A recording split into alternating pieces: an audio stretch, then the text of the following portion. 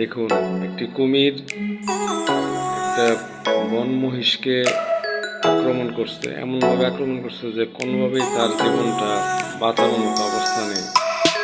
কিন্তু মহিষটি ধৈর্যের সাথে বারবার চেষ্টা করছে, কিন্তু কেউ সাহস করে তাকে সহযোগিতা করে এগিয়ে আসছে না, পাটা ছাড়াতে পারছে না।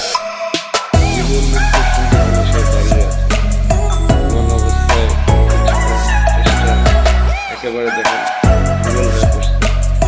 পাশে তার সঙ্গীরা তাকিয়ে দেখছে, কি করবে বুঝতে পারছে না। চেষ্টা চালিয়ে যাচ্ছে বারবার জীবনটা বাঁচানোর জন্য। জীবন এত প্রিয়, কিন্তু এই জীবন বাঁচানোর জন্য সহযোগিতা করা লাগে। এই যে জলহস্তিটা আসলো, যখন আসছে তখন বাঁচিয়ে দিল, প্রাণ বেঁচে গেল।